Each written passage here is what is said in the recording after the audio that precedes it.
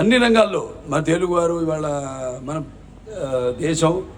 దేశమే కాకుండా ప్రపంచం అటు క్రీడా రంగంలో అయితేనేమి మన వాళ్ళందరూ కూడా మన దేశపు ఘనకీర్తిని చాటుతున్నారు.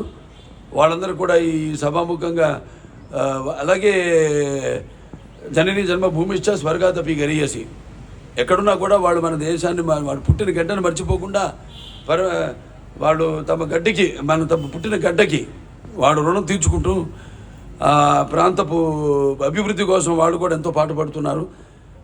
వాళ్ళందరూ కూడా ఇవాళ మరి రాష్ట్రం అభివృద్ధి కోసం అటు ఆర్థికంగా, సాంకేతికంగా, లేకపోతే సామాజికంగా, అలాగే రాజకీయంగా కూడా ఎంతోమంది ఇక్కడ మనవాళ్ళు అక్కడున్న వాళ్ళు, లేకపోతే అక్కడ మనవాళ్ళు, ఇక్కడి నుంచి వెళ్ళిన వాళ్ళు, వలస వెళ్ళిన వాళ్ళందరూ కూడా ఎంతో బ్రహ్మాండంగా వాళ్ళ తెలివితేటలు ప్రదర్శిస్తూ ఇవాళ అన్ని రంగాల్లో కూడా ప్రపంచం వ్యాప్తంగా కూడా అన్ని రంగాల్లో ప్రథమ స్థానంలో ఉండి ఎంతో దేశపు ఆర్థిక, సామాజిక, లేకపోతే సాంఘిక అభివృద్ధికి ఎంతో తోడ్పడుతున్నారు.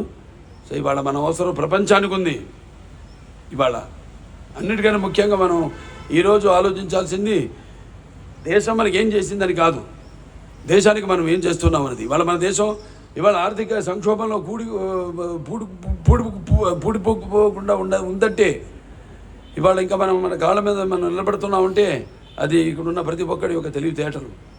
అందుకే మన దేశం ఇవాళ ఇంకా ఆర్థికంగా మనం బలంగా ఉన్నాం. మనం ఆర్థికంగా కాబట్టి మనం తెలివితేటలను తుచ్చమైన వీటి కోసం ఉపయోగించుకోకుండా తమ స్వార్థం కోసమో లేకపోతే తమ బాగోగుల కోసమో కాకుండా మొత్తం సామాజిక అభివృద్ధి కోసం, అందరి యొక్క అభివృద్ధి కోసం మీరంతా కృషి చేయాలని ఈ యొక్క 78వ స్వాతంత్ర దినోత్సవ సందర్భంగా అందరూ శపథం చేయాలని ఈ సభాముఖంగా తెలియజేసుకుంటూ నేను సెలవు తీసుకుంటున్నాను.